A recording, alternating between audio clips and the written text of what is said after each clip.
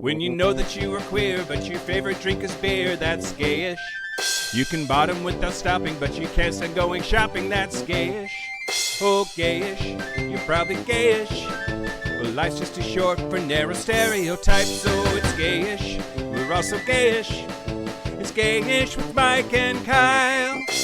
Hello, everyone in the podcast universe. This is Gayish, the podcast where DGAF stands for Daddy Gives Ass Fuckings. He does, just so you know. Yes, he does. Yes, Daddy. Only if it's your birthday and you've been a good boy. You get those spanks if you want them. I'm Mike Johnson. I'm Kyle Getz. We're here to bridge the gap between sexuality and actutually. And today, happy birthday, Kyle. It's our birthday. It's our birthday. Yay. Woo. We're 8 years old and tired. It's been a long 8 years, Mike. Yeah. But happy birthday to you. Happy birthday. It really is just, we have like two kinds of show that we do with like a regular cadence, right? We do the birthday show always around April 3rd, because that was when our very first episode was in 2017. And then we do every multiple of 50 for episodes. We do a special Q&A version. And I just feel like the birthday ones are less stressful. Okay. Because we're not like trying to get questions. We're not trying to get people to send in their questions so we can A them.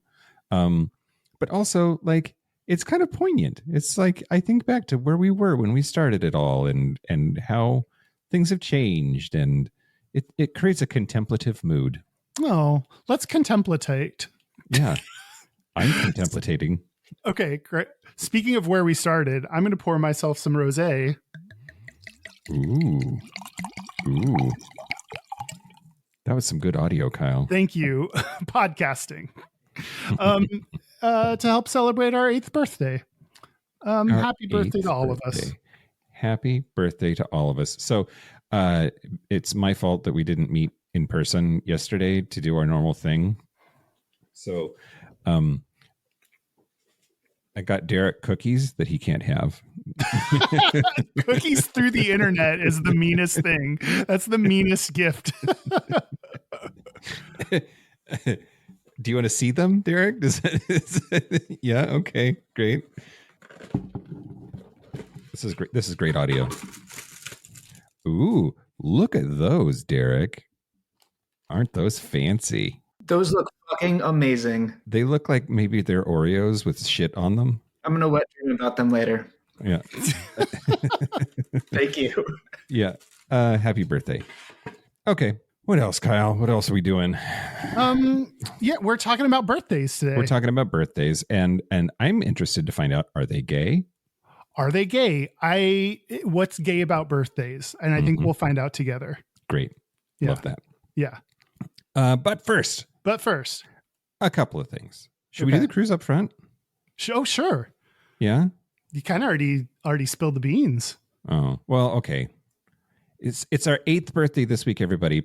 But for our 10th birthday, we're thinking that far ahead. Because I don't know. Lord knows I don't have anything else going on. And the good people at Derek and Romaine have asked us to partner with them on one of their now famous cruises, and we've agreed. So we are going to be having our listeners and their listeners all together on one magical, unforgettable cruise of a lifetime. Yeah. So, and we're letting you know in advance so you can start saving up and planning out and doing all the things you need to do. That's right. Save your pennies. And if you want to, you can already put down a deposit. If you're already like, boom, I'm in, then great. You can do it now. So yeah, if you go to gayishpodcast.com/cruise, you can get all of this information and get the link to Derek and Romaine's page where the actual booking and stuff is. But this is the Live Love Podcast 2027 cruise. And here's the thing. So you get 15% off, because this is a group thing, of a 7-day Mexican Riviera cruise out of Los Angeles. And not only do you get 15% off, but you get the drink package. Very important piece right there is that you get the drink package included with the price. Yeah. Yeah. Well, actually, so I don't know if I'm reading these notes correctly, but it's either open bar, premium dining, a shore excursion credit, on board Wi-Fi credit. You can pick one, and if you get an inside or a studio cabin, you can pick two. Nope, other way around. You get all four of those things unless you have an inside or a studio cabin. Then you can pick two of them: open bar, premium dining, shore credit, Wi-Fi credit. So it is on the Norwegian Encore, Norwegian Cruise Lines, and it is February 7th through February 14th. If you want to secure your spot on board, it is a $250 deposit, and more shows are potentially being announced soon on top of Derek and Remain and Gayish, of course.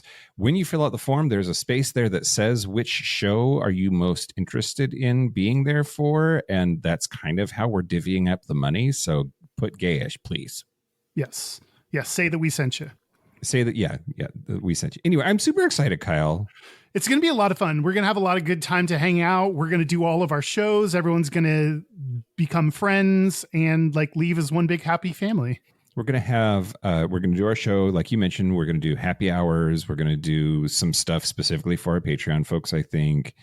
We're thinking about maybe making a goodie bag, having mixers. There's going to be if you say it, you got to do it. So are you committing to all those things? An orgy on the poop deck. Yes. Hopefully not any poop on the poop deck from the orgy. Also, because people have expressed anxiety about this is not a gay cruise. If you're worried that it's just going to be like a glistening bodies and a meat market, like on some gay cruises you've heard of, that's not the vibe. There will be a bunch of straight people there also. So we will have our private events and people can hook up and fuck if they want to or whatever, but it's not a gay cruise. Yeah. Enough about that? Yeah, enough about that. Okay, great. Please come. Please come. Gayishpodcast.com/cruise. Yeah. Which after the cruise then will be where our glory hole is. And then buy our book, gayishpodcast.com/book, and come to our live shows. The day that this episode drops is just a few days until our show in San Francisco, which is coming up on Sunday, April the 6th at 2 p.m. at Oasis. And then on Easter Sunday, we will be in Dallas, Texas. That is Sunday, April the 20th at the Rose Room. Go to gayishpodcast.com/book to get all the details and to buy your tickets. Yeah, do it. Okay. Now the news. Shut your mouth hole. It's time for your ear holes. News. Okay, news the first. So the White House Correspondents Association is scrapping the traditional comedy portion of its annual dinner. Because their entire thing is a joke. So what more do we need than just what they're doing already?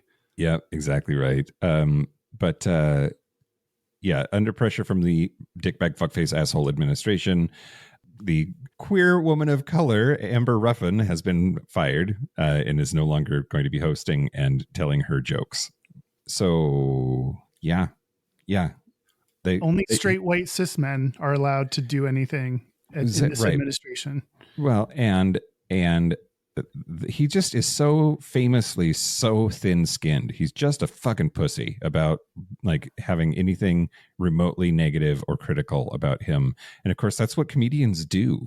Like you can't be a comedian and like not poke at the bear. And so it's just, he can't stand that. He can't stand anyone even jokingly criticizing him. And that's why he tweets all his mean tweets late at night. Yeah. And that's why when we go on our cruise to Mexico, I hope they let us come back. Or you know what? Maybe just chill on a boat for a little bit. That might be fun. like the days of like the COVID days when he wouldn't let that cruise ship land because it would make our numbers go up. Lower the numbers, yeah. Oh, Jesus, Kyle. Anyway, I love Amber Ruffin, by the way. I don't know if you know her or know her comedy, but I think that she's fucking delightful. Oh, no, I don't know her. What do you know her from? Seth Meyers. Okay. She's was a writer on Late Night for a long time, and then briefly had her own show, I think, that just never quite took off. It might still be going actually. Oops, I don't know. But she piloted one of my favorite segments on Late Night with Seth Meyers, which is Jokes Seth Can't Tell, where like I know that segment, but yeah. Yeah, she's one of the writers on that, and one of the people who pretty commonly is the one delivering the jokes. Anyway, I love her. I'm really sad. I hope this doesn't ruin anything, but everything's already ruined, so everything's bad, and you should feel bad today. News the second. Great. These are good ones, Kyle. I found 2 good ones. Oh, happy birthday to us! Happy birthday to us, Sandy Stone has been inducted into the National Women's Hall of Fame, and that's important because she is the first trans woman to have been so inducted.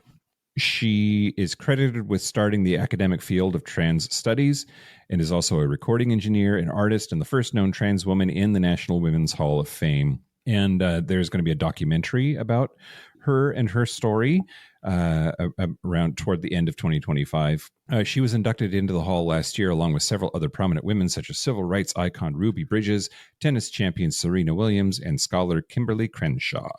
But yeah, we'll see what the blowback is going to be from, dickbag fuckface assholes, because you know how much they love trans people, Kyle. Yeah, anything trans is an automatic like news story and angry tweet and what have you. Yeah, but at least this institution has decided that trans women are women because they are. Yeah, totally. Congrats, Sandy. Yeah, that's amazing. Love you so much. I don't actually know. She might be a bitch. But I'm like, I'm just reading the story. I'm just reporting the news here. She's super, super duper important and has been to the trans community, and especially in the realm of visibility. She made history in 1987 when she wrote an essay titled "The Empire Strikes Back: A Post-Transsexual Manifesto." And she was responding to a woman that she described as, quote, a bigoted academic named Janice Raymond. Raymond had published a book called The Transsexual Empire, The Making of the She-Male, in which she attacked trans women, including Stone, by name. And so she fought back and really has been like nonstop ever since, fighting for trans rights and visibility. So that's amazing. Yeah, she's great. And then news the last? Yeah. Okay, news the last. So when Alabama Republicans cut funding to a local library in a dispute over LGBTQ plus themed books for children and teens, it took less than a week for that community to raise more than enough money to cover the loss of funds, so the library will remain open. So basically, the Alabama Public Library Service voted to pause $40,000 of funding to the Fairhope Public Library because they had refused to remove books with LGBTQ plus themes. Because librarians know what they're doing. They're trained in this and they know the appropriate information to deliver to kids and adults at the right age. Like, this is what they're there for. Yep, absolutely. Not that anything matters to them if they're pissed about queer shit. Yeah, so the community, instead of capitulating, instead of like saying, okay, those books can go, they said, no, fuck you, we don't need your money, and then raised $43,000 in a little less than a week to keep their library open. So, like, of all places, this redemption story, Kyle. I guess that should, I mean, yeah, that's great. It's just frustrating. They shouldn't have had to. They shouldn't have had to. And it's like, instead of taxes doing what taxes are supposed to, we're going to create our own taxes so that we can actually fund the shit that we're supposed to be funding. Yeah, that's true. It does a little bit like remind me of like fucking like band kids having to sell chocolate bars so they can have marching band uniforms. Like, well, okay, how about you just fucking pay for band, you assholes? Yeah, anyway. We had to do wrapping paper. Oh, I don't like that. Okay, I don't know. Anyway, that's the news. That's the news. Speaking of redemption stories, I want to thank the following new Patreon members. Thank you to Avi L. Avi spelled out their name phonetically, so I appreciate it. And if I fucked up your name in spite of that, then that's on me. You know that Ish, they came to the DC show, and the lesbian and erotica is them, I think. Submitted or joined Patreon just to submit 100 words. Yeah, love it. And thank you to Baron Pug. Pug? Pew? Pew pew. Pew pew. I don't know. One of those names was hopefully right. If you want ad-free episodes a day early, if you want to use Mike's hole say 100 words, if you want to support the show, go to patreon.com/gayish podcast. Do it. Do you want to talk about birthdays? Let's talk about birthdays, Kyle. First of all, it's almost yours. It's almost mine. That's true. Mine is on April 9th. Just planning ahead if anyone wants to know that information. And did you found the podcast with me to hide your birthday? To hide my birthday? Yeah. Does Gayish steal your birthday thunder every year? No, because I don't care that much about my birthday, or like I don't do that much for my birthday. Okay. Birthdays are weird for me. Why don't you? Why don't you like them? They're you just hate fun and you hate your friends. Yes. I just think they're uncomfortable times to be like, hey, everyone, do something nice for me, which is like a weird thing to ask people to do. But and do you feel weird when other people are like, it's my birthday, fucking do this thing? Only if what they're asking is extremely extravagant, which sometimes happens. Oh, okay. But I don't know. I'm always worried that like, what if I planned something, what if no one showed up, and then I'd be sad and alone? Yeah, this is why I do the live shows, everybody, because Kyle is very consistent. I worry that every year, every live show we do, every birthday, that no one is going to care and no one will show up, and I'll be sad about it.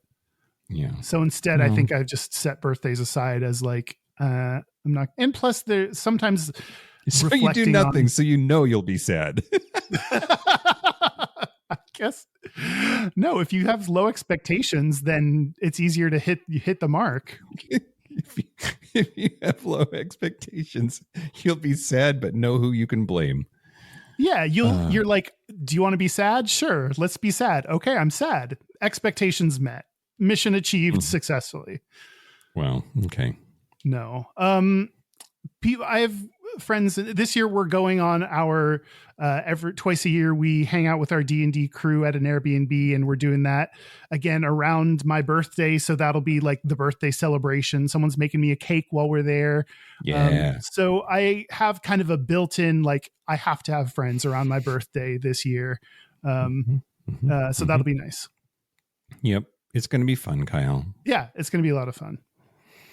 Well, I do want to talk to you about the history of birthdays. Sure. Since people have been born, they've had birthdays, whether they knew it or not.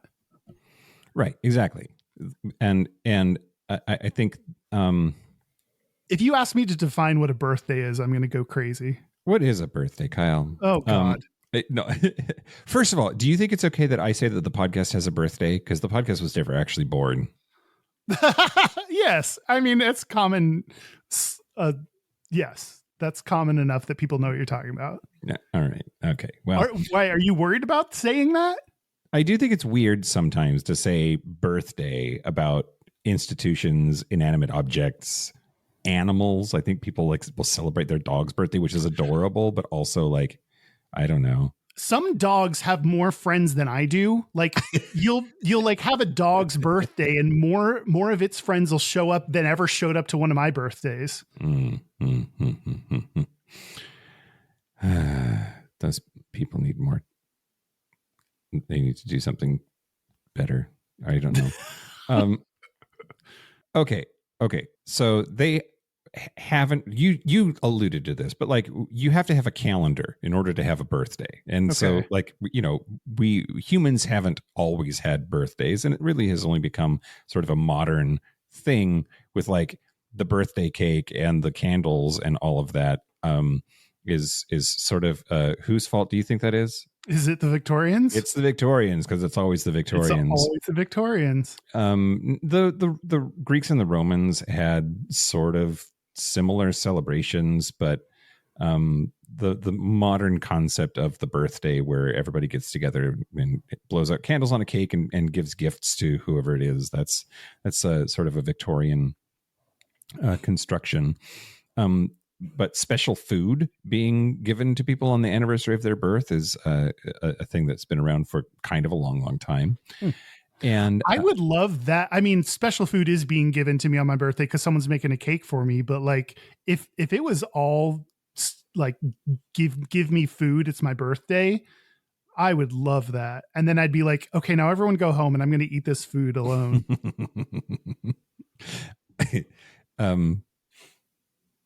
Everyone go home. I'm going to eat this food alone. I'm trying to think, like, that doesn't have to be limited to birthdays, Kyle. Like, you can do that pretty much whenever you want.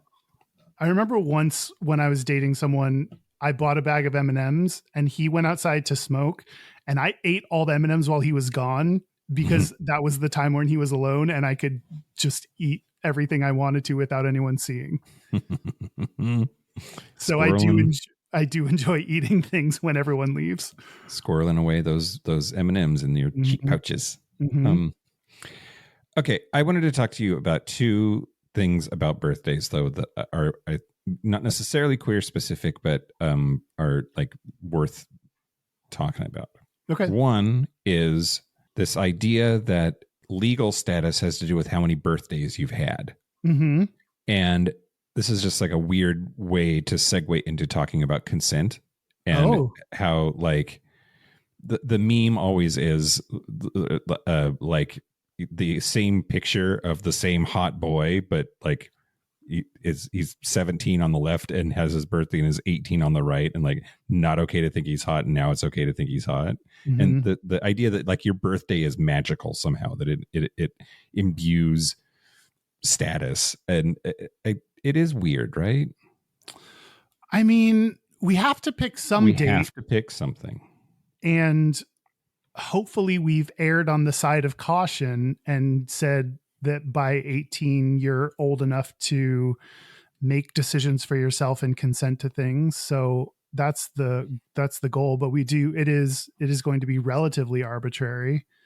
What I want to highlight here is, yes, agree with that. Full agree. Like, that's just part of, having a well-organized society.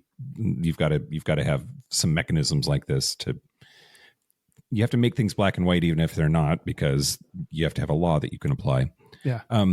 But I think one thing that I want to highlight here, though, is that the number of birthdays is still not the same in certain jurisdictions if you're going to be gay.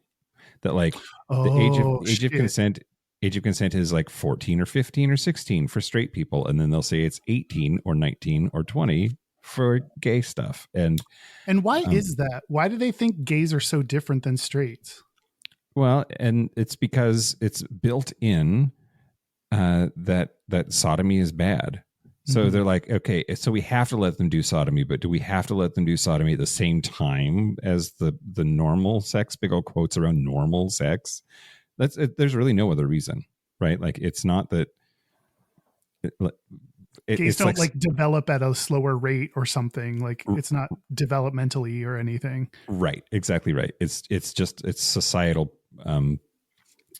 judgment on the activity, and then like sometimes subtle, but sometimes just overt pressure against like butt sex is bad. So let's delay that until we're sure they're sure, or as late as we possibly can if we have to, because Lawrence v. Texas or whatever. It's just it's interesting to me how birthdays are, when you're younger, they are these milestones that like afford you extra rights, and those are different for gay people. Yeah, that sucks. Or at least have been historically. Yeah. It's getting better in a lot of places. Is it? Yeah. No. And then the other thing I wanted to talk about is the Sweet 16 in the United States or Canada, or the quinceañera in Hispanic countries or Brazil, and there are similar type of events in other cultures. But this idea that like you have a super special birthday and that's the one where you get to be absolutely ridiculous.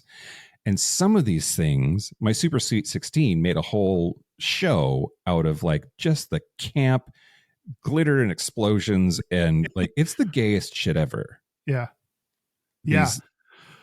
I mean, if there's an MTV show about it, it's probably kind of gay. I think that's one of the things I'm picking up on. Just like go all out on the spectacle. Yeah. And be just as diva, like crazy queen out as you want to. Yeah. And then, just so much money, just grotesque amounts of money spent on just the opulence of it all. It just seems really, really gay to me.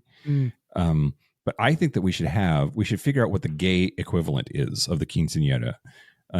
Like instead of having gay death be 30, I don't know, 40, when is it? Instead, we just like you get to have the gay version of a quinceañera. Oh, like, so we take, like when you turn 30, all of a sudden you're dead to the gay community and people stop wanting to hook up with you and you are past the limit that some people have put on their profiles. So like on your 30th birthday, you get to celebrate that instead. Yep. I love that. Yep. Your gay birthday. Yep. It's your 30th birthday. Let's welcome you into your age with grace and style and class and parties. And maybe you get to have one every 30 years. I like that. 30, 60, and 90. Yeah. We'll workshop this a little bit. Okay. But I want to build up some serious traditions around gay aging. Yeah. I love the idea of building positive associations with gay aging because so many people have such negative like perceptions of it. And people stop wanting to hook up with you and put on their profiles that no one over 30 or, whatever, olds or, when we should like celebrate our aging community because that's like a benefit that our community has not always had. Yeah, totally. Absolutely. And the profiles where people say like, be about my age. Well, what the fuck does that mean to you, Twink? I never know what is about your age. Like some people just put like plus or minus 10 years. And then That's I know at least specifically it gives you a little bit more guidance than be about my age. Yeah. Are we talking a year or two? Are we talking 5 years? What's about your age? Be clear. Be clear. Yeah. Yeah, that's it. That's it. Well, let's talk about why birthdays are important. Why are birthdays important, Kyle, besides legal rights? Besides legal rights, I got this article from Gay Therapy LA by Ken Howard. It's from 2011, but I don't think I think it ages just fine because the celebration of birthdays hasn't changed that much since 2011. Why do you think birthdays are important? Because we've decided they are. You think it's purely a societal construct? Well, time is a societal construct, Kyle. Oh, we're going there. Hold on. I need another glass of wine for this. Time is an illusion. I mean, I do think I love anniversaries. I really do like, the cadence of a year. My perception of it, the older I get, has changed, and years are flying by now. But it does like create this opportunity to like carve out a place to think back and remember and look ahead and plan your future. And I think the thing that's interesting about birthdays is because everybody has different ones. I mean, there's 366 choices. They get to be personal and personalized, and they let us focus on somebody and care about them in a sort of ritualized way. I think it's all great. Yeah, that's very true. I like the individualist. Like we rarely have holidays except for birthdays that are really individualized to specific people, to say like, we're not celebrating everyone like, Christmas or Hanukkah, like where we celebrate everyone together. We're celebrating you, the individual, and who you are.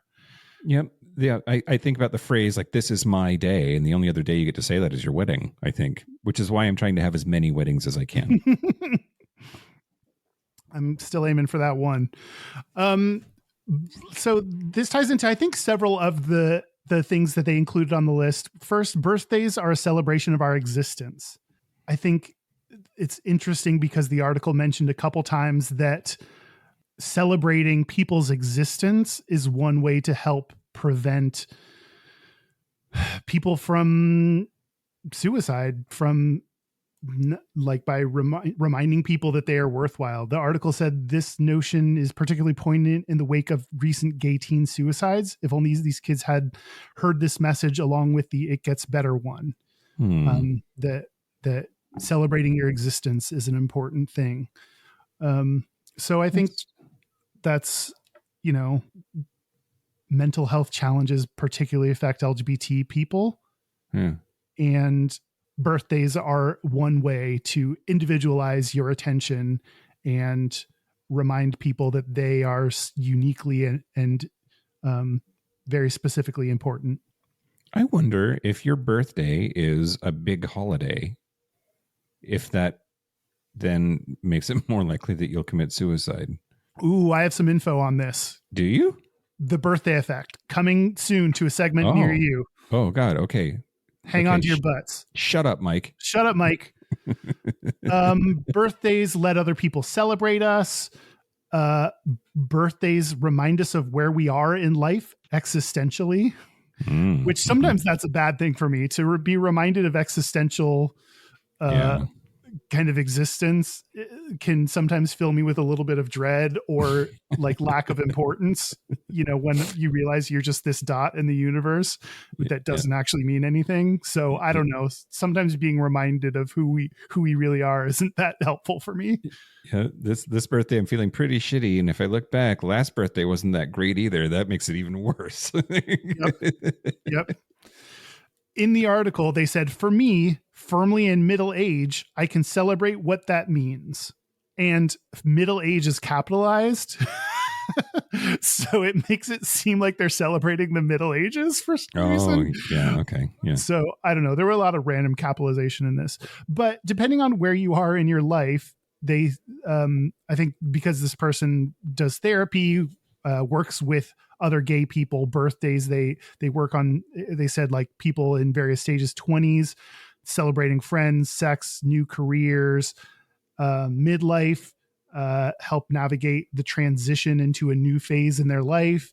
When they work with people in early senior ages, they try to challenge the notion that aging means inevitable decline and try to embrace joys of getting older. So where you are, what phase of your life you're in, can also kind of determine how you take stock of yourself and what you do to celebrate that. I'm very close to 40. I'm turning 39. So that's a big kind of thing that makes me stop and reflect on like, where am I in life and what have I achieved and what do I still want to achieve and who am I and all that stuff. Interesting. Do you remember your 40? What was 40 like for you? I mean, it was the worst, but that's okay. You know. Great. Can't wait. No, it was fine. It was easier than I thought it was going to be. I think there's a generational thing though, that like more millennials in my life are anxious about being behind.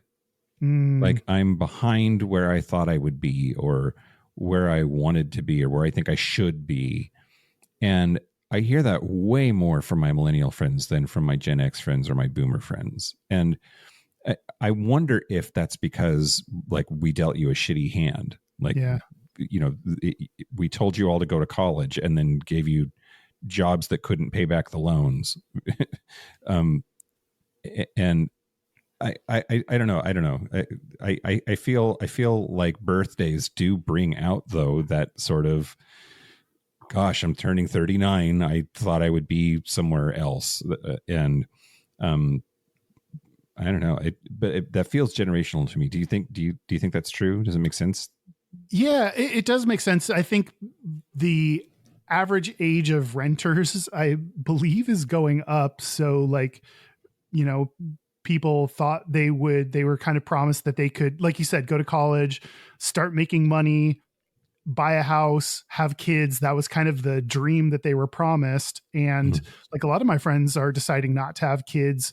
And I get the feeling that some of them are making that decision not because they don't want kids, but just because it would be like irresponsible, or they can't afford it, or, you know, for other kind of external circumstances. But yeah, I think of like where I'm at in my career and where I'm at with relationships. And when I approach 40, I think of all the ways that I have failed in those departments, rather than celebrating what I do have with, in terms of relationships, like the friendships that I've built.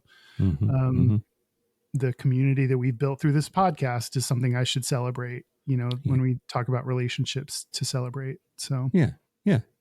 Although you did say friendships plural, which leads me to believe you think you have other friends than me. You're the most important, Mike. Good. Don't fucking forget that. I think we kind of said this, birthdays remind us to set aside time for joy. Let's see. For gay men in particular, birthdays are a celebration of cultural milestones. I think this is another one where like the article talked about like we have survived through challenges that other people might not have. So to reach various ages and to get older is a unique celebration that we get to enjoy.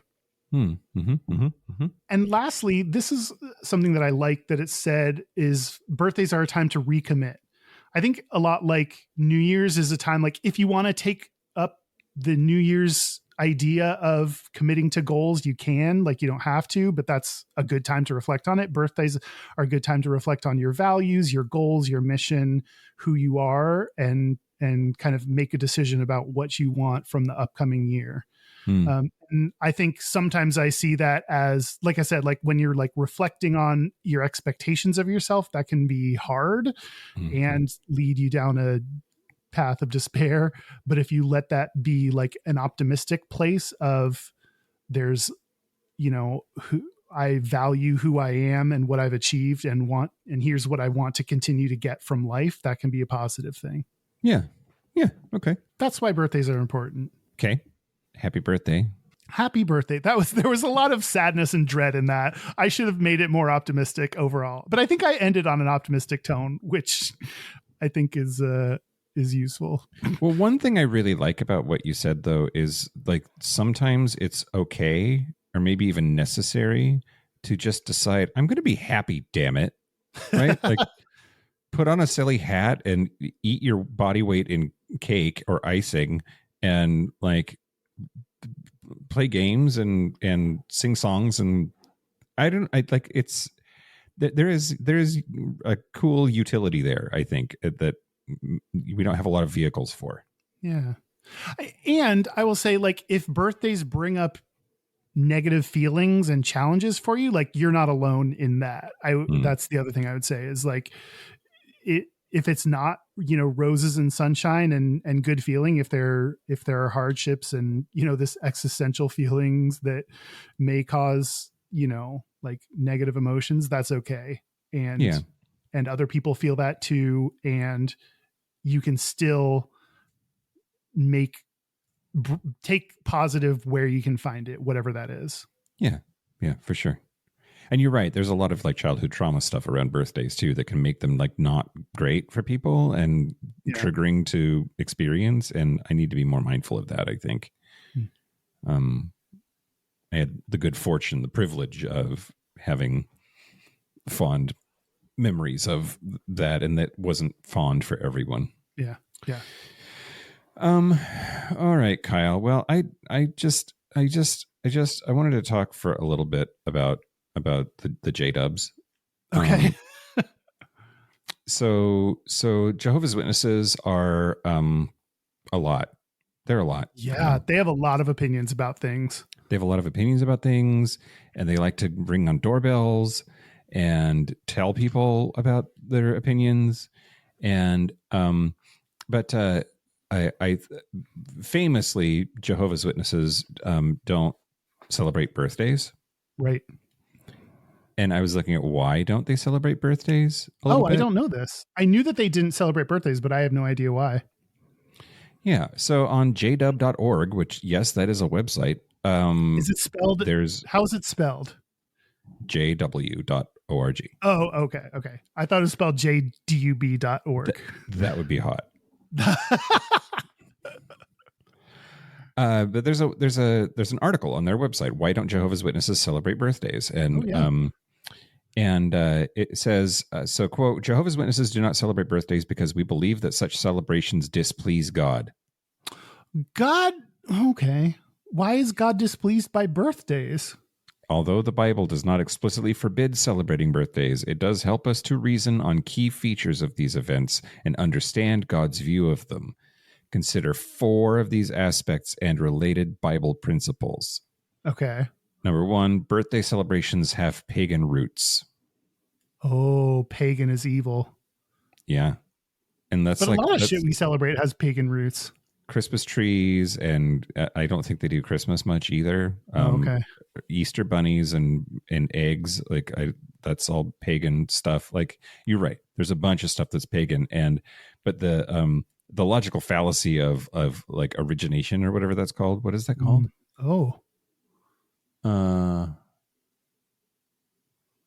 It's a logical fallacy to say that something is bad because of where it came from. Like if Hitler says that he likes the color purple, that doesn't make the color purple bad. So just because something started with pagan roots doesn't mean that it's necessarily even pagan or bad. It just, anyway, whatever. Or just because something started from a good place doesn't make it good. Like, right. Just because it started, I think there's maybe is it the naturalistic fallacy that a lot of people are like, oh, it's not natural. Right. It's like, well, neither are glasses, but right. I think they're useful. Yep. Okay. So they think that birthdays, we're going to talk about astrology a little bit later, but that birthdays are related to casting horoscopes and the mystic science of astrology, and birthday candles in folk belief are endowed with special magic for granting wishes. And that all of that is magic, divination, or spiritism, and they fucking hate that. Man, they must hate Harry Potter for different reasons than we hate Harry Potter. Right. Exactly. Yep. And they do. And Dungeons and Dragons and anything fun, really. Number 2, the early Christians did not celebrate birthdays, which this is a similar logical fallacy, right? Like, just because they didn't doesn't mean that that's something you're not supposed to do either. Early Christians didn't have electric vehicles. Right. Exactly. There's this Boy Jr. is an artist who has a song that is based on a tweet that says, like, blank is not in the Bible. Like, gender is not in the Bible. Something else is not in the Bible. And then they made a song that's like, pot roasts are not in the Bible. Like, it's a song based on what is not in the Bible. And it just lists thing after thing of what is not in the Bible. It has to go on the Gayest podcast thing now, right? I wonder if there's a Spotify. Okay. Just so you know, Boy Jr. Official, BOYJR Official is Boy Jr. And surely if you look up their most popular videos not in the Bible, it should be one of the top ones. Check it out. Yeah. So just so weird. Okay. Number 3, the only commemoration that Christians are required to keep involves not a birth, but a death, that of Jesus. Oh, because that's like, all of these are some kind of logic. Like, I can both keep Jesus's death in my brain while also keeping a birth in my brain. Like, it doesn't bump out Jesus's death if I think about a birthday. Right. Yep, exactly. Ecclesiastes 7:1 says the day of death is better than the day of birth. Wow. And, but that's why they're down with Easter, but just the Passover part, or not the Passover part. Jesus Christ, Mike. Jesus Christ, indeed. The death and resurrection stuff. Gotcha. And then number 4, the Bible never refers to a servant of God celebrating a birthday. And the 2 birthday celebrations that are in the Bible didn't go great. What births are in the Bible? Pharaoh's birthday in Genesis 40, and in which the Pharaoh, because it was his birthday, decided to hang the chief baker. Oh, so it sounds like it's the Pharaoh's fault, not the birthday fault. yeah, it does. You are kind of absconding the blame a little bit. And then Herod in Mark 6 has a birthday, and that's the birthday where the king said to his daughter, "Ask me for whatever you want and I will give it to you," for his birthday.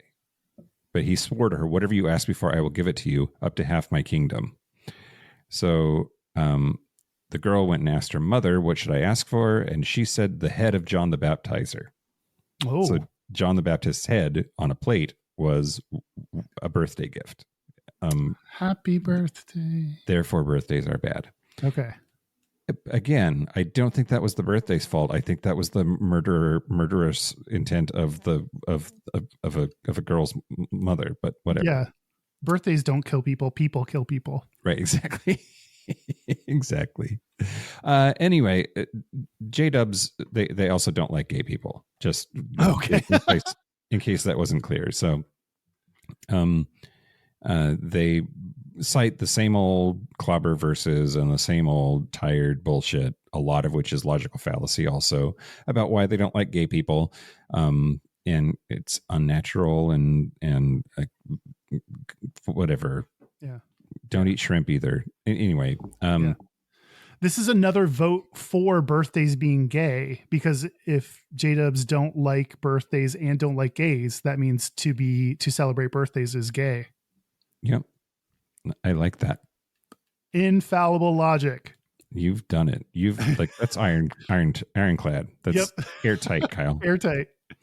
All right. Tell me about the birthday effect. You said you have birthday effect. Yeah. Stuff. Speaking of death on birthdays. Yeah. The birthday effect is something I just learned about. It is the statistical phenomenon where an individual's likelihood of death appears to increase on or close to their birthday. Weird. Okay. Now, this is controversial, but I'll tell you why. The first large-scale study used the records of over 2,700,000 Californians who died between 1969, and 1990. They corrected for factors such as deaths, as seasonality in deaths, elective surgery, and people born on February 29th.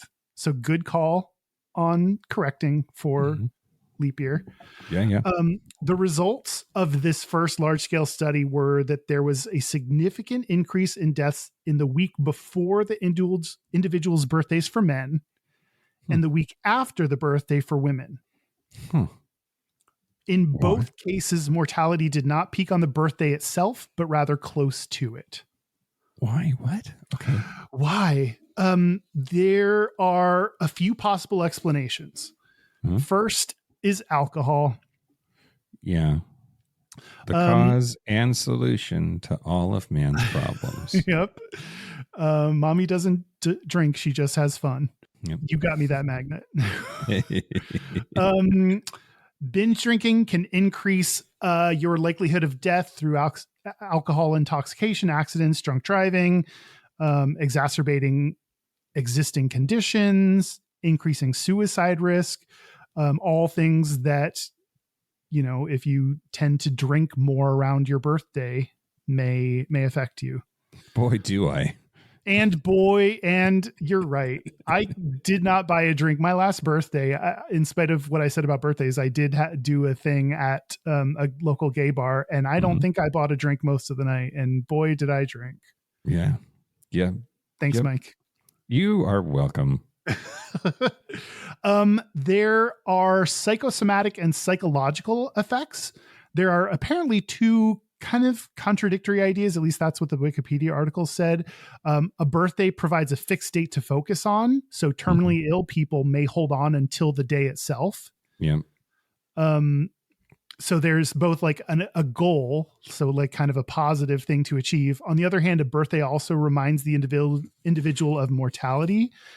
and it's may cause stress and may accelerate death because of that. Yeah. Don't stress out, man. Stress is a killer. Don't stress out, but like to now say I'm stressed about being stressed. Yeah, now I'm stressed about being being stressed. The cycle. Yeah, it's hard to learn about stress and then tell yourself not to be stressed about the stress. Yeah, chill out. Okay. Yeah, relax. There is a physiological effect potentially. Just like the 24-hour circadian rhythm, it has been suggested that there is a yearly circannual biological rhythm. Okay. So the climactic conditions at birth trigger internal stress and increased chance of death. That sounds like bullshit. Is there a yearly rhythm in our body? I don't know. Do the planets might have bigger effect on us than we think, and the sun and shit. Or the sun. Seasonal depression is for real, and that's for sure the sun. But yeah. The last one that's the least likely is statistical. They said that when processing death certificates, it's easy to confuse the date of birth and the date of death fields, but that would only increase the likelihood of death on the day of your birth. And a lot of studies show, it's the week before or after, so it doesn't explain those. It's so wild to me, though, that it's different for men and women. That it's right? Like, why would men die before their birthday? Why would women die after their birthday? I mean, men die before women in general, so... Well, yeah. I don't know. Okay, but just to be very transparent, some studies have found that the highest mortality is on your birthday itself, which is not what that first large-scale study said. So that's different. Other studies have not found a correlation at all. So whether this is real or not is kind of up for debate, depending on which study you look at and who you ask. There have been smaller biographical studies that show a birthday effect within the subpopulations of MLB players and people with entries in the Encyclopedia of American History. Okay. Correlation causation, is that? I think I didn't write it down, but I think they talked about like, if you are more well known, then around your birthday, you are more likely to reflect on your career having been like over, like what you've achieved, and now it's past, and that may increase, your stress or the negative side effects of a birthday. So it may be more pronounced for people who are more well known and were well known in the past. Yeah, which I think I can see. Wild. Yeah. Well, don't die, Kyle. Especially not while we're at an Airbnb, because we won't get a deposit back, and additional cleaning fee. Reynolds will have to get adopted by someone. Yeah. Oh, yeah. I won't die until later. That's comforting. Well, okay. Speaking of dead gays, I want to talk to you. What a transition. We've been doing this for 8 fucking years, Mike. What a transition. Great. I want to talk to you about Harvey Milk. Yeah. And so Harvey Milk, without going like too far into it, because I think that we've covered him off and on over the 8 years of our existence, Kyle. Yeah. But he was a big figure in the gay rights movement in San Francisco in the late 1970s, and was the first openly gay man to be elected to public office in California as a member of the Board of Supervisors, and ultimately he was assassinated. And I think it's really interesting that when we were looking for ways to remember him and his impact for the community, instead of going for the day of his assassination, which was in November. He was shot November 27th of 1978. But instead go for his birthday. Like, let's celebrate his birthday. And that was just that was a choice, right? Yeah. To focus on the birth instead of the death. Take that, J-dubs. And so Harvey Milk Day is May 22nd every year. And it is officially recognized by the state of California as a day of special significance for public schools. It was signed into law by Governor Arnold Schwarzenegger. Remember when Republicans weren't that crazy? All they would do is vote for muscles. And then I'm trying to think of a Jesus Harvey Milk joke that includes the phrase "I'll be back." I don't know. Never mind. Keep going. I'll be on my back. That's Mom's joke, I think. I was just looking up, like, is MLK Day, is that a celebration of his birthday? I think so. Yeah. It makes sense that we would more often focus on the birthdays of people. Rather than it's close to his birthday. Yeah. But yeah, I think I always forget. And I want to make a concerted effort now to like actually do something to mark gay holidays, right? Mm-hmm. Like Stonewall, Pride is always the celebration of Stonewall, which that's sort of the birth of a movement in a lot of ways. That's absolutely not true because we've been around forever. But Harvey Milk is like top 3 historical gays. I don't know how like he brought so much visibility for us and moved the needle on a whole bunch of really important issues and encouraged people to come out, and coming out as a concept and a process, and maybe celebrating his birthday like as a little gay holiday instead of Christopher Columbus or whatever the fuck is something that I want to do for myself or for the community, you know? That would be lovely. I think we talked about the gay angle to birthdays, like why gay people might particularly care about their birthday or the particular challenges that gay people face on their birthday. But we don't talk about like celebrating our gayness, you know, just going to a RuPaul's Drag Race live viewing isn't like, I don't know. That's not the only way to celebrate your gayness. You can like reflect on where you've come as a gay person. I don't often think back to like being alone and closeted and sad, like unless I'm writing a book about it or,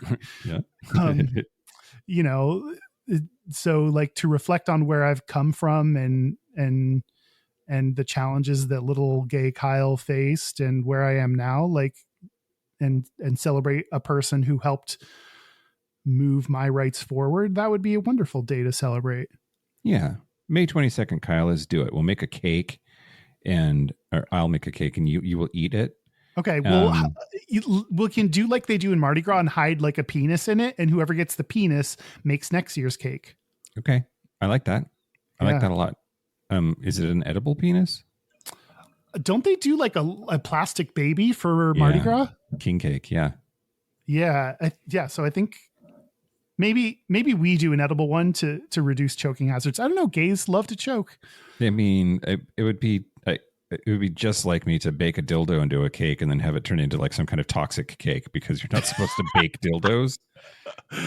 I'm just picturing someone choking on a dick as a way to celebrate Harvey Milk Day. And then we all applaud. Yeah. Anyway, Harvey Milk's birthday, I want to nominate as the gay birthday we all should be celebrating.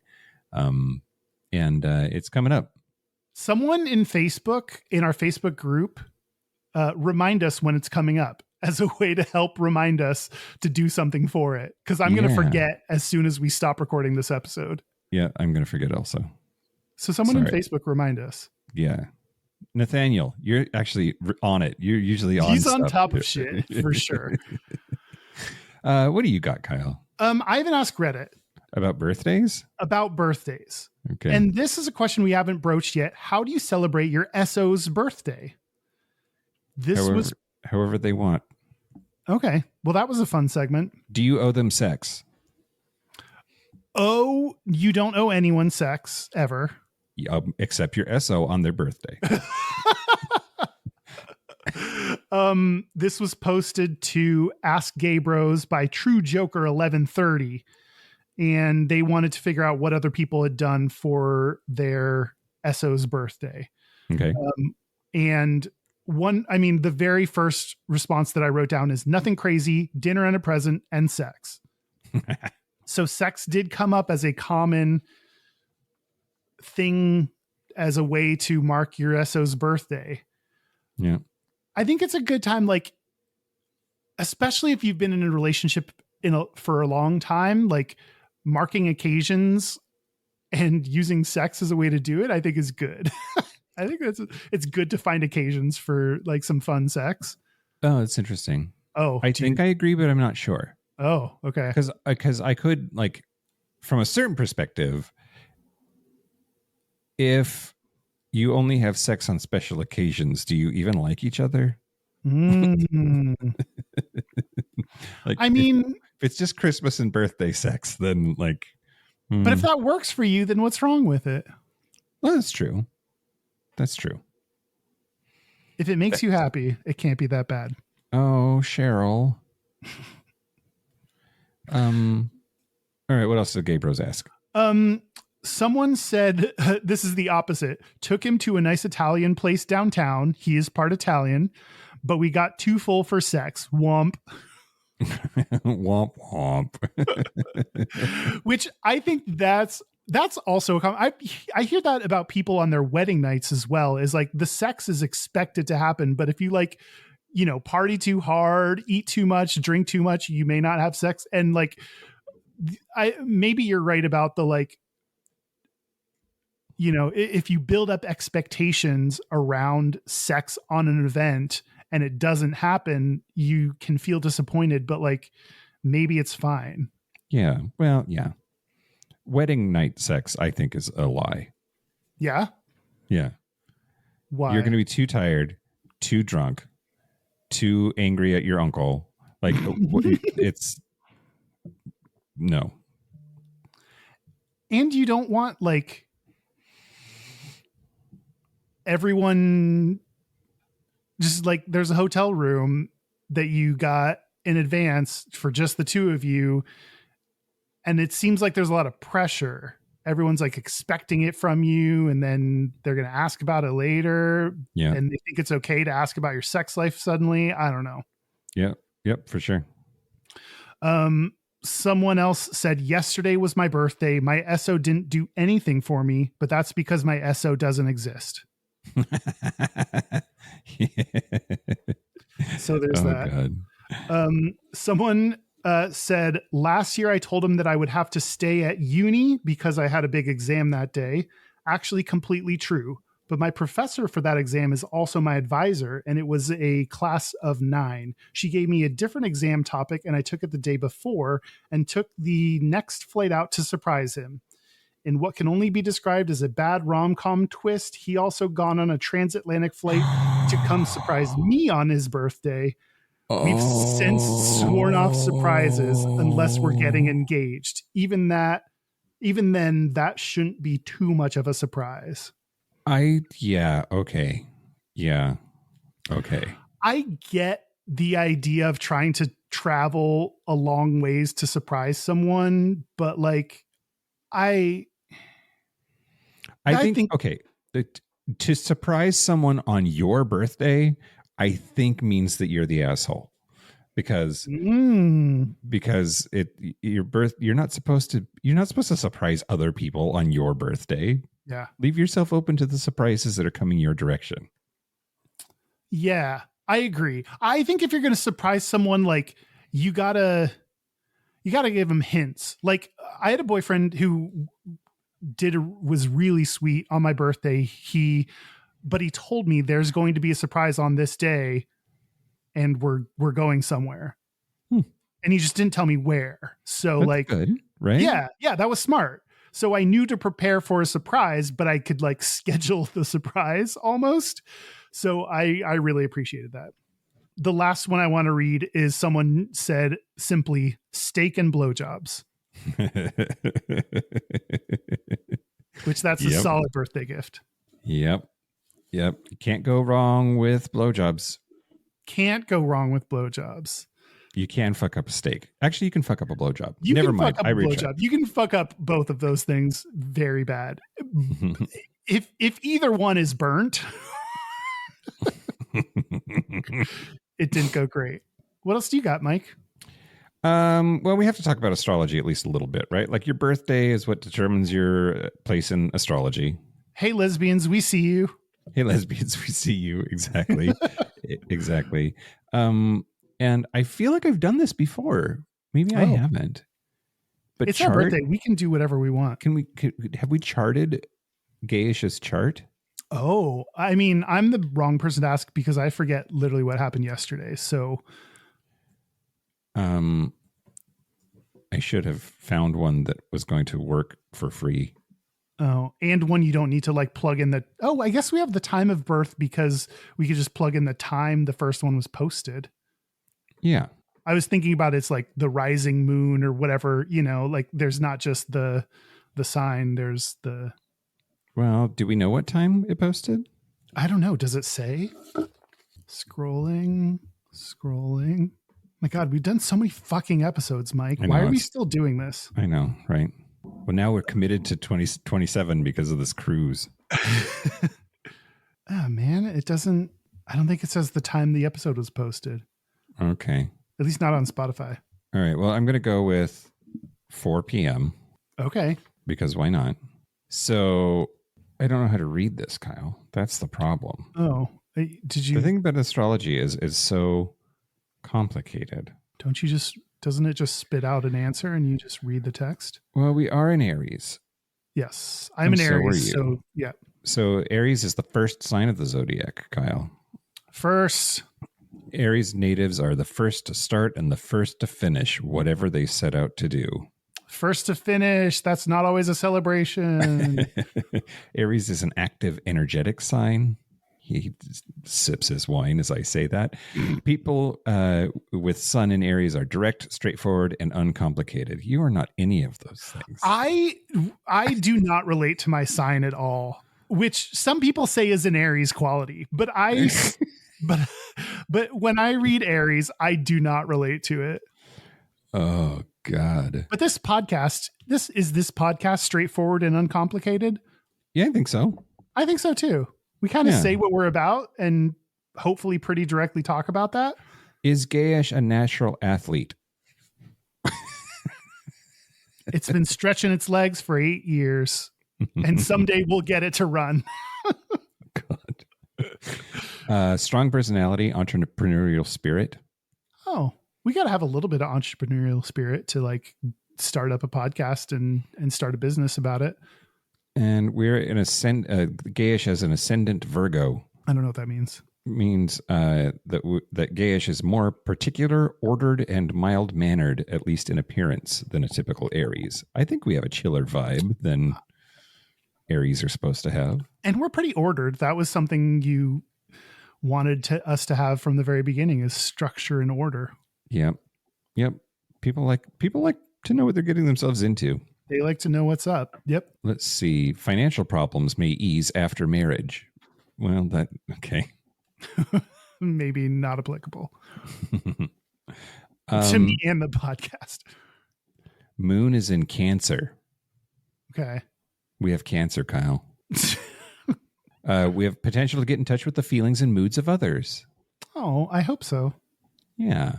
But often they're quite wrapped up within themselves. Maybe. To have a podcast is to be a little bit wrapped up in yourself, because you have to think that you are interesting enough, at least for, if we have an hour and 15-minute episode, then at least 50% of that, I'm expecting people to be interested in me. Mm-hmm. Mm-hmm. That's a lot of time. Yep. I'm interested in you, Kyle. Oh, thanks. Not that way. Shut up. Moon and Cancer natives tend to whip a dead horse. Ooh, hate that. They may dwell on hurts long after everyone else has moved on. Oh. They don't always confront others directly. Amen to that. Sometimes may act irrationally. Hey, stop calling me out. They have a loony sense of humor. A boing. I don't know. It was Looney Tunes. Likeable and sociable. Accommodating, devoted, nurturing, and accumulating. I don't know how to read this. I wish somebody, if you want to read our chart, I will give you all of the information for it, and we can do a Patreon bonus episode on it or something. Because I would love to have Gayish's chart read, mostly to know if we're going to survive long enough to go on that cruise. I mean, we're asking people to put in a down payment. So the answer is most definitively yes. Yep. Yeah. On the Patreon bonus segment, I am going to talk about a few more Reddit posts that I discovered, not in Ask Reddit, but like other Reddit posts that involved birthdays, a little bit of toxic masculinity, some challenging ideas, more to come. Yeah. More to come. Spell come. The last thing, Mike, I have something for you. And this, like the cookies, this is virtual. Okay. So I'm going to give this to you when I see you next. Hold on. Okay. This is what you are in store for. Ooh, shiny underwear. That's magical. Oh, Kyle. Wow, they have a distinct smell. Might run through the laundry first before wearing them. I will just because you never know. Never look gift underwear in the crotch, you know? I got you this, and it's a t-shirt that says, "I'm here, you're welcome." Spell come. I'll give that to you when I see you. Oh, happy birthday. Happy birthday, us. Did you talk about how you feel about birthdays? I talked a lot about how I feel about them. I mean, I'm ready to be done with them, but do you think at some point you'll just stop celebrating them? No. I like friends and hosting and activities too much. I'm sure I don't like doing the gifts thing too much. Like it's fun to receive a present every now and then or something, but I don't want people to feel obligated and like, I don't know, but like a meal and get drunk and be the excuse why. I love that. Yeah, that's great. But I am sort of starting to 50 is looming, and I don't know why, but 50 feels like it's going to be harder than 30 or 40 were. And so I'm a little worried about that. You got a few years to sort that out. I know, but a few, like 46 is, getting up there. Yeah. But it's like my grandfather said, it beats the alternative. It beats the alternative for sure, Z's. Yep. It's very poignant. Yeah. Are birthdays gay? I kind of think that they are, yes. I think gays are known for being a little bit self-centered and making shit about themselves. So birthdays as a reason to make shit all about yourself seems to tie in well together. Yeah, I agree. Do you think, okay, that's a kind of a negative stereotype of gays that I have. And you put sprinkles on things and you light candles and there's explosions. You make wishes. I think it's gay. Something about it is very gay. Yeah, I agree. Well, should we take a break? Yeah, let's take a break. Let's take a break. Blow birthday these candles break. Out. Yeah. This is the part where Mike and Kyle take a break. So are we back? We're back. We're back.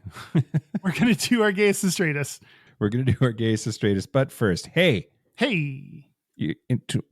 Oh God, Kyle, I'm not going to say this every episode until 2027. I want you to know that. I want you to know that I know that. And I want the listeners to know that. But we're doing a cruise. In February of 2027, the Mexican Riviera cruise for a week with Derek and Romaine's folks. And you can put a deposit now down on a fancy ass room. Go to gayishpodcast.com/cruise for more information on that. Way sooner than 2027, though. We are going to be in San Francisco, California this weekend, just in a couple of days from now, at Oasis. That is on Sunday, April the 6th at 2 p.m. Pacific. And then we're rounding out this little book tour in Dallas, Texas on Sunday, April the 20th at the Rose Room. And you can get tickets on our site, which is gayishpodcast.com/book.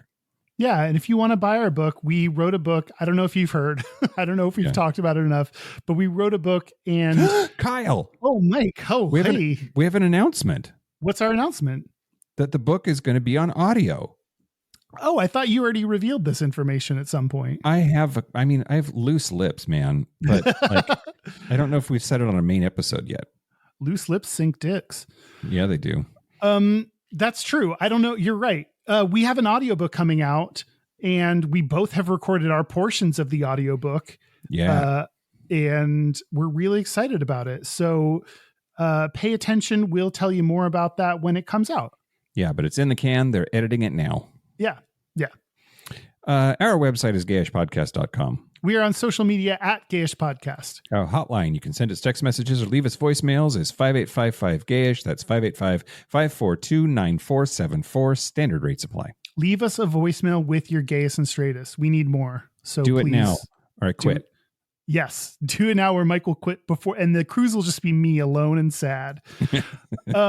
If you want to email us, you can send us email at gayishpodcast@gmail.com. Our physical mailing address, which received 0 birthday gifts, is Post Office Box 19882, Seattle, Washington, 98109. Womp womp. That's okay. We know you love us. Yeah. We're going to do our Gayest and Straightest. I will go first. Okay, do it. So the straightest thing about me this week is talking about siding, re-siding the house. The house needs new siding, and learning about the kinds of siding and the directions that they go and what they're made out of. And like, it's just the most hetero bullshit ever. Yeah, for sure. But then the gayest thing about me this week was looking at the siding guy's crotch. Was it a good one? It was a good one. Good package. Yeah. Oh, there's like a porn in there that you could fantasize about. Yes, absolutely. Absolutely. And then it turned into a 3-way. So it was great. I made that part in up. your head. Okay. Got it. Yeah. How about you, Kyle? For me, the gayest is talking to a coworker that had recently started and telling them about my podcast. And only after telling them about the podcast, realizing that effectively outed me. Oh, like I'm so used to talking about the podcast that I kind of forget that, like, oh, right, this outs me to this person. Yeah. Luckily, it was a very safe person to come out to. It was totally fine. It just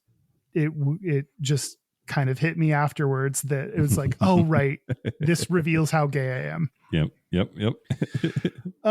My straightest is getting rejected because I was too mask. What? Your surprise tells me a lot. First of all, second of all, I mean, is it just the beard, or like? I think it's the beard and the height. We need to go back to our height episode and talk about this more, because yes, I think I was rejected because of my beard and my height. I almost got you a shirt that said "Not a top, just tall." That would be ideal. Maybe next birthday. Great. We have a listener's Gayest and Straightest. Yeah, we do. Let's hear it. How are you, lads? Love the podcast. Bisexual lady here from Dublin in Ireland. And my Gayest and Straightest were last week, myself and my girlfriend got a new bed, which had to be put together. So I lesbianed up hard, put on the tool belt, out with the Allen key and the drill and all the other tools, and put the bed together. I was super proud of myself and felt very butch. Then, straightest, I made the bed up with beautifully ironed sheets and many, many throw cushions. So it looked very pretty. Have a great day. Bye. Nothing like a Dubliner accent. I love it. From Dublin. Oh, no, Kyle. Oh, shit. Sorry. I shouldn't have. Throw pillars are so fucking gay. Yeah. But then if you're a lady, it makes it straight. Yeah. It's funny how things are reversed when you're a dude versus a lady. Yep. Yeah.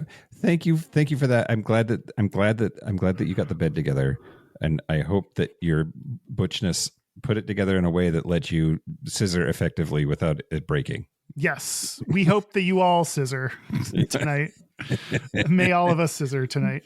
I also want to thank our super gap bridgers. Thank you to Locomotive, Simon Srirachi, Kaylee Adams, Kid Oliver, Kobe Gordon, Squaggle, Pip, Andrew Bugby, William Bryant, John Crowley, Yost Osel, Jonathan Montañez, Forrest Nail, Steve Douglas, Explosive Azania, Michael Covington, Just Jamie, Thomas B, Dusty Sands, A. Coleman, Chris Cacciatorians, and Jerome York. Thank you for your support. Thank you for your money. That's it. This has been Gayish from the Chris Cacciatorian Studios. I'm Mike Johnson. I'm Kyle Getz. Until next week, be butch, be fabulous, be you. Happy birthday. Happy birthday. See you next week.